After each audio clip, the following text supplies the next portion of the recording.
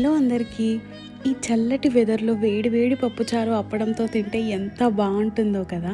నాకైతే కొత్త చింతకాయ దొరికిందనమాట మార్కెట్‌కి వెళ్ళినప్పుడు. సో, ఇంక మమ్మీనైతే రెసిపీ అడిగాను. ఇంత సింపుల్ అని అస్సలు తెలీదు. సో, మంచిగా ప్రిపేర్ చేసుకున్నాను. ఇందులో అయితే పచ్చిమిరపకాయలైతే అస్సలు మిస్ అవ్వకండి. పచ్చిమిరపకాయలు మధ్యలో చీల్చి వేస్తే ఆ ఫ్లేవర్ మస్తుంటది. ఆ స్పూన్ ఎందుకు పెట్టారో కామెంట్స్‌లో చెప్పండి మీకెవరికైనా తెలిస్తే. And you know what, it works. So, మంచిగా పోపు వేసుకొని పోపులో కొంచెం ధనియాలు యాడ్ చేయండి. ఆ అరోమా అయితే చాలా బావుంటది. ఇంకా యాజ్ యూజువల్‌గా అన్నీ యాడ్ చేసుకొని కొంచెం ఇంగువ అయితే అస్సలు మర్చిపోవద్దు. పప్పుచారులోకి ఇంగువ అయితే చాలా బావుంటది కాంబినేషన్. ఇంకా ఈ చింతకాయ పులుసు వేసేసుకొని మంచిగా బాయిల్ చేసుకుంటే రెడీ అయిపోతుందనమాట. సండే రోజు ఇలా చేసుకొని ప్రశాంతంగా మంచి సినిమా చూసుకుంటూ తింటే ఎంత బాగుంటుందో కదా! ఈ వీడియో నచ్చితే డెఫినెట్గా లైక్ చేయండి, షేర్ చేయండి.